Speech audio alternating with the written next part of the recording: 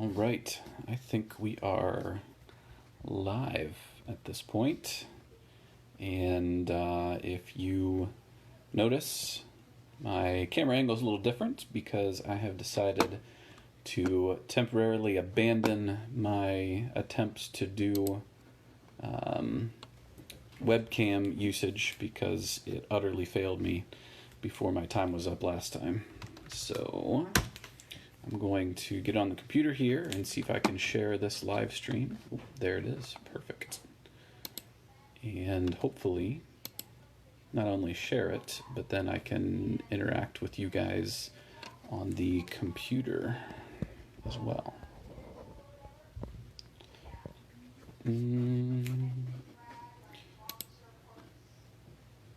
Okay. So that's happening. And I'm going to go ahead and expand and turn these speakers down. All right. So last time we did this, I sort of kind of joked about figuring out what to do while we wait for people to join in. And I kind of jokingly said, it would be fun. It would be fun if I grabbed my guitar and I brought some music home from when I was sort of cutting my teeth on learning the guitar and worship songs and whatnot. And so it's no longer a joke. I got this super duper binder. Now, my friend Molly was talking about, we had this epic white binder that I had when I was leading youth group worship way back in the day at First Friends in Salem. This binder actually predates even that great white binder.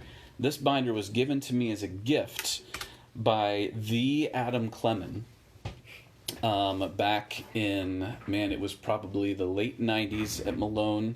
Adam and I were roommates and friends, and he gave me this great gift. And you can probably see, not only is it sheets of chord music of what are at this point antique worship songs, they are inside of plastic sleeves. So, he went absolutely all. So, I'm just going to play a couple songs from this collection of antique worship music from I thought it was like late 90s, early 2000s, but the first song I'm going to do is actually from, what did I say, 85? So 1985. So here you go.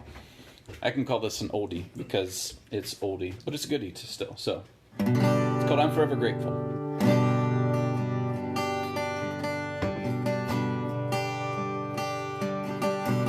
You did not wait for me to draw near to you, but you clothe yourself with frail humanity. You did not wait for me to cry out to you, but you let me hear your voice calling me, and I'm forever grateful to you, and I'm forever grateful for the cross, and I'm forever grateful to you that you came to seek and save the lost.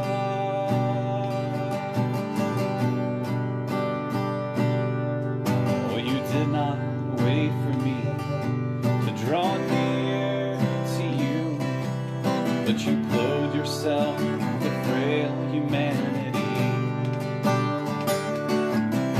You did not wait for me to cry out to you, but you let me hear your voice calling me, and I'm forever grateful to you, and I'm forever grateful for the cross, and I'm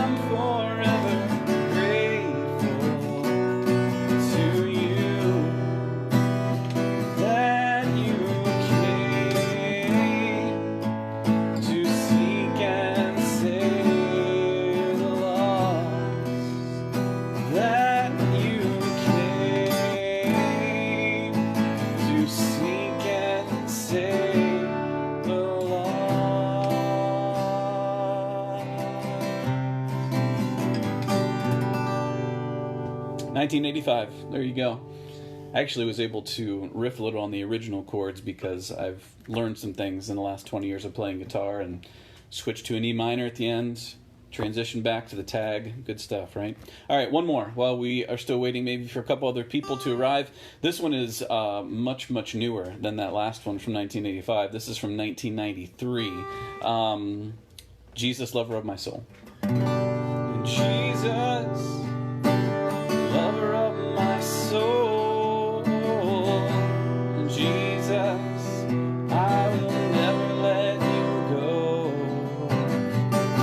You've taken me from the miry clay and set my feet upon the rock, and now I know I love you. I need you. Though my world may fall, I'll never let you go.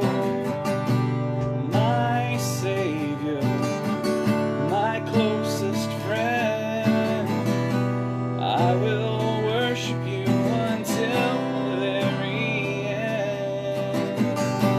Jesus, you're the lover of my soul.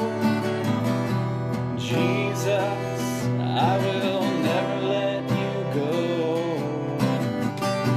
You've taken me, from the miry clay, and you set my feet upon the rock, and now I know I love you. I need you. Though my world may fall, I'll never let you go. My Savior, my closest friend, I will worship you until the very end.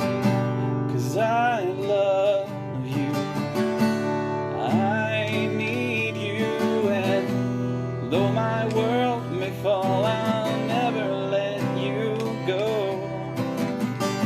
You're my Savior, my closest friend, and I will worship you until the very end.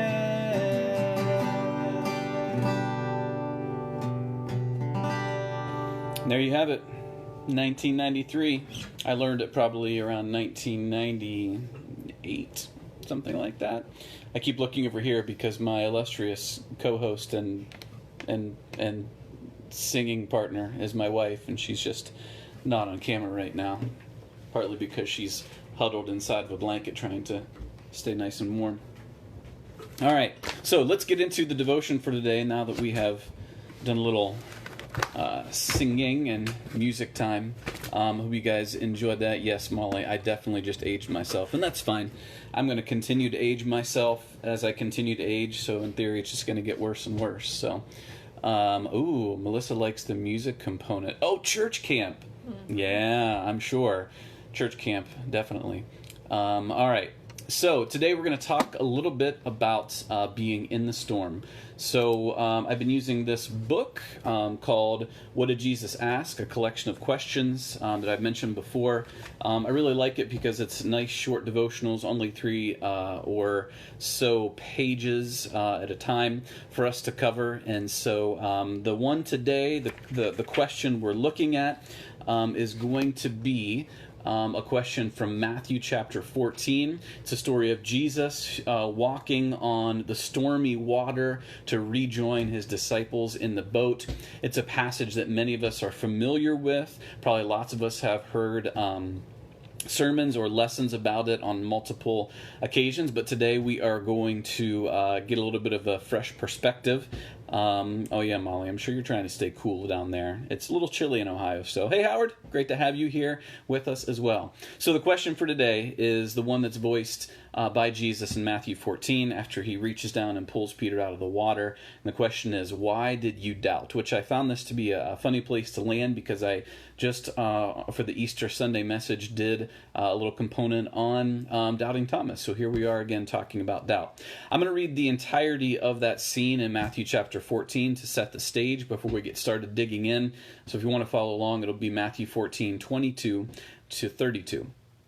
Immediately, Jesus made the disciples get into the boat and go out on ahead of him to the other side while he dismissed the crowd. You might be wondering, what crowd? Well, he just got done feeding 5,000 men plus women and children. So he goes to dismiss the crowd, sends the disciples ahead in the boat. After he dismissed them, he went up on the mountainside by himself to pray, probably trying to just recenter and re-energize himself after a long day of ministry. Later that night, he was there alone, and the boat was already a considerable distance from the land, buffeted by the waves because the wind was against it. And shortly before dawn, Jesus went out to them, walking on the lake. When the disciples saw him walking on the lake, they were terrified. "It's a ghost," they said, and cried out in fear. But Jesus immediately said to them, "Take courage, it is I, don't be afraid." "Lord, if it's you," Peter replied, "tell me to come to you on the water." "Come," he said, and then Peter got down out of the boat and walked on the water and came toward Jesus. But when he saw the wind, he was afraid and began to sink and cried out, "Lord, save me." Immediately Jesus reached out his hand and caught him. "You of little faith," he said, "why did you doubt?" And then he climbed into the boat and the wind died down, and those who were in the boat worshipped him, saying, "Truly you are the Son of God." In the devotion today from the book, Nadia Bolz-Weber is the author of this devotion, and she has this to say about how we're going to look at the passage today. This is the opening paragraph. "I've often heard the story of Peter walking on the water preached as a little engine that could story. Peter and the disciples are in a boat far away from shore when in the midst of a violent storm they see Jesus walking toward them on the water. And Peter thinks, walking on water? Cool, maybe I could do that. And then he does the totally crazy thing of trying. Amazingly, he does it. He actually walks on water for a few steps. You can just hear him, can't you? I think I can. I think I can. There he is, a soaring monument to high self-esteem and a can-do attitude. He musters up what it takes to be godlike, and what it takes is faith. So, The Little Engine That Could is a popular American story, sort of folk tale, that was originally found in print in the very early 1900s, and it became a widely popular story after it was released and published to a lot of people in a lot of places in 1930. So I have memories of watching a video of this, I felt like. So I did some research, and there have been some movies and videos made. One of them was in 1991, one of them was in 2011, but knowing in 1991 that I would have been probably 12-ish years old, I don't think that could have been the one that I watched, because I would have been way past the kiddie phase of life at that point as a very mature 12-year-old boy. So I did more digging and found out that there was a 1963 version of The Little Engine That Could put out by Coronet Films. You can actually see the entire thing on YouTube today. It's like 10 minutes long, and I watched it. I'm like, yes, this is the one. This is the one that I probably watched in really, really grainy picture on my 20-inch tube TV in the living room, probably sometime on PBS, because it's like the only channel that we could get in the valley where I lived in Winona, Ohio. But I remembered that cartoon of The Little Engine That Could. And if you're familiar with the story, then you understand the point that Nadia Bolz-Weber makes in comparing that to this, that when we understand Jesus speaking to Peter, and Peter being in this sort of I think I can mentality, you can understand where she's coming from. A little bit later in the devotion, she says this about that way of looking at it. She says, if that's true, then the moral of the story is that if you are not yet godlike in your ability to walk on water, or financially prosper, or overcome your failings as a human, then the problem is that you just don't have enough faith. And you need just to keep doing, I think I can, all the way to Jesus. So, let's pause there and talk about ghosts for a second. Because in this passage, the disciples saw Jesus walking on water, and we're told that they thought that he was a ghost. Which we can sometimes look down on them for that and be like, why did they think it was a ghost? It was clearly Jesus. It was their rabbi and teacher and friend.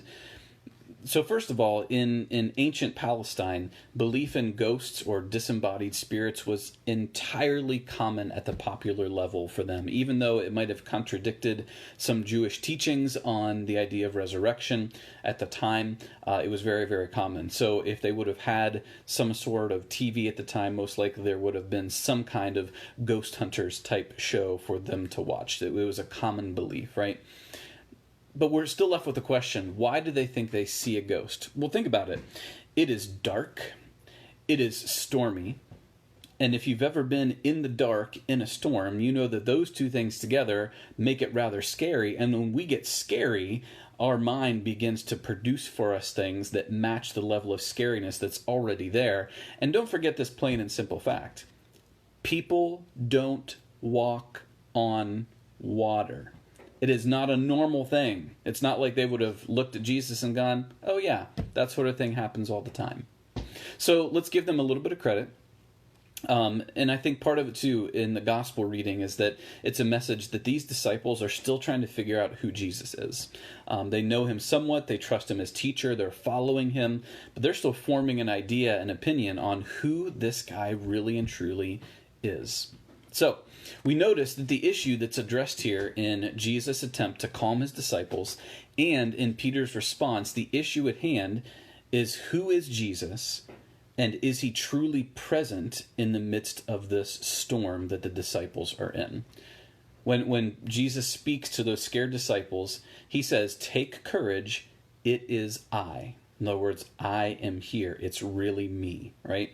And then when Peter responds, he says, Lord, if it's you, which I like. He doesn't say, Lord, if you think I can do it, if you think I can. No, he says, if it's really you. So the story is just as much about, is it true that Jesus is the one present with the disciples, or is it actually the ghost that they think it is? And Nadia Boltz-Weber suggests that Peter's doubt has less to do with his own ability or faith and more to do with whether or not he believes that Jesus is actually really present in the middle of that stormy chaos that they are experiencing at the time. Back to the book, because there are so many great quotes from the devotion on this. Nadia Boltz-Weber puts it this way. God couldn't possibly be present in such difficulty and fear and uncertainty and instability and chaos. Even after Jesus spoke to them, saying, it is I, do not be afraid, Peter still doubted. So perhaps Jesus' question to Peter, why did you doubt, pertained less to Peter's doubting that he could pull off some mad skills, and more to Peter's doubting that God could be present as he struggled with the darkness and the chaos of human experience. Chaos, he might have thought, is no place for God. If being close to God looked like an apartment, it would be a clean, harmonic, feng shui. Is that how you say that? Feng shui? Feng shui? However it's pronounced. A clean, harmonic feng shui loft and not a crazy, discordant dumpster dive squat. So when life looks more like a squat than a loft, we wonder where God went and how we, in his absence, are going to try and I think I can, our way back to God. The stormy waters are a reality for the disciples, but also the idea of waters and storm was symbolic throughout Scripture of the presence of chaos. If you read the opening verses of Genesis chapter 1, you see that we're told that the Spirit of God was hovering over the waters, right? So those waters symbolizing chaos, and the Spirit of God is present, hovering over the waters. A reminder to us that God is not afraid of chaos. In the Genesis account, God eventually and progressively brings order to that chaos as he speaks, right? And creation comes to form. Jesus eventually rescues Peter, first of all, and then steps into the boat, and what happens? The storm dies down. But it's important, I think, that we remember God does not, quote unquote, fix our chaos from the outside. He's not above and beyond, right? He is present with people in the chaos, and until the chaos has order and calm brought to it. At the conclusion of the Genesis story, God rests, right? And at the conclusion of this story, Jesus joins the disciples in the boat, and the chaos dies down. But it's important to notice that God has no problem being present in the middle of the chaos. He does not abandon us in the chaos. He's alongside of us, and he will bring order and he will bring calm into that chaos. There's actually some danger and potential damage if we only see this as an I think I can understanding when we see Peter trying and sinking and failing and being rescued, right? Now, there's some great things that can come out of this passage that are in that ballpark, right? We can glean some great things. The fact that God calls us, that is true. The fact that God is our rescuer when we fail, that is absolutely true. The fact that we need to keep our eyes fixed on Jesus, again, absolutely true. But when we lean too hard into this whole I think I can power of positive thinking understanding of what's happening with Peter, Natty Boltz-Weber makes a point, and I agree, that it really affects the portrait we have of God and the portrait we have of our journey with or our journey to God. Natty Boltz-Weber says towards the end of this devotional, she puts it this way, maybe the point is that God is in the chaos with us to begin with. Jesus did not stay in some protected, serene, holy building where they, his disciples, could, I think I can, their way to him. Instead, he was there walking with them to the store and walking with them in the storm. He walked through the mundane and the transcendent, the blissful and the terrifying. Jesus was near to human suffering and human celebration, messing with everyone's ideas of what having God close by looked like. I thought about those two competing ideas, that God is with us in the chaos versus God being in some holy, serene, faraway place and inviting us to just kind of, I think I can our way through it. And it reminded me of the damage that can cause, of putting God on some high and distant place and that we just have to figure out how to get to him. And it actually reminded me of what's been on my mind a lot lately, and that's the Lord of the Rings. Because during this time of social distancing, we have our children at home all the time. They never go away. And I love them. But one of the things we chose to do with them was watch the Lord of the Rings trilogy, which holds a special place in my heart, and I'm sure for many of you. So I was thinking about that idea of God being this far away, up high place, and then just kind of leaving us on our own to make our way to him, right? And that reminded me actually of Sauron and Mount Doom and the journey that Frodo had to go on. Now, if you've never seen Lord of the Rings, right, then you will not understand a lot of this. And the first thing I want to say, shame on you, right? But secondly, you need to watch it. I mean, it's going to take 9 hours of your time, but it's really good. So in this journey, right, Frodo has to make this journey. He has just to figure it out. I think I can. It is long, it is difficult, it is a slog, and he has to go to this place that is way far away and way high up. He has to pull himself up by his own bootstraps, which would have been large bootstraps because he has big feet.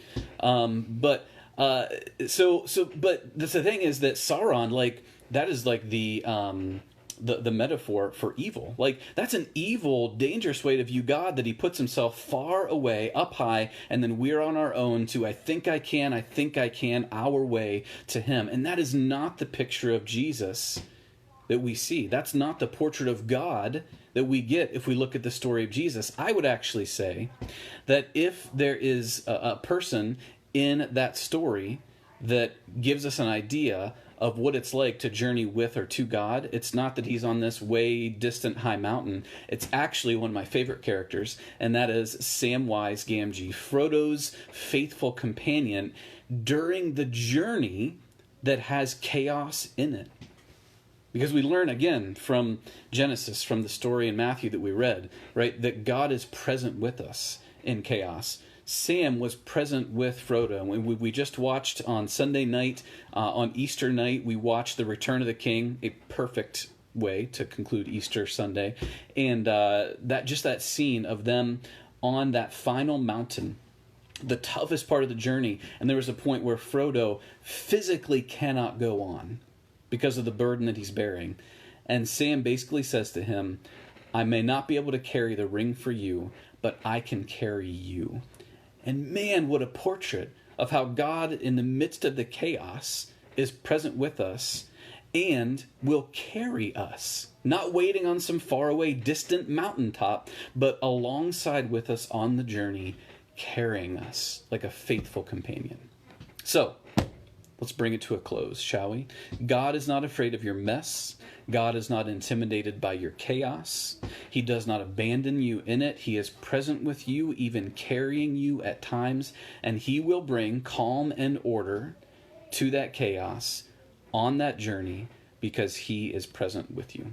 So, if you've learned anything about Peter today and the question of his doubt, why do you doubt? Learn today that you can trust that Jesus is who he says he is and that he is present with you even in the storm. So, thank you guys for being here. I think I saw a few more comments, so I'm going to go up and see. Oh, yeah. I knew that I'd get some love for the Lord of the Rings comment from some of you up there, so... I don't know if this is still even coming through. Oh yeah, there, it's back now. Send them to Mordor. Yeah, Lord of the Rings, you got to do it. Molly, I'm guessing that face is because you've never watched Lord of the Rings. I'm giving you an assignment. It is your assignment to watch Lord of the Rings. It's not a suggestion. It's something that needs to happen. Oh, Marissa, you guys are killing me. Oh, man. So yeah, that's your assignment. I would say read it and then watch it, but I've actually I read The Hobbit, but not the Lord of the Rings trilogy. The movies, though, I mean, yeah, you need to make a lot of popcorn, but it is absolutely worth it. So, all right, thank you guys for joining me. I look forward to next Tuesday already, 2 p.m., but there's a lot of stuff coming up later this week. Andy will be live with music tomorrow with Lori. I think with Lori. If it's not Lori, then I apologize ahead of time. And then Mike is on Thursday with some spiritual discipline stuff with prayer. And I think that he is, I don't know if it's this time or sometime in the future, going to have a special guest with him that you can very much look forward to. Yeah, it is fantastic. With Amy. Great. That's wononderful. Yes, it is. So, first of all, Molly, Debbie. I can assign you whatever I want. I'm your elder. You need to respect me. But yes, Debbie, this, right there, I wondered if anybody would notice that. So, yeah, you're welcome for that one. All right, enough of this banter. It's great to have you guys here and engaging. Looking forward to doing it again and tune in for the rest of our E-Connections during the week. I'll see you guys later. Bye-bye.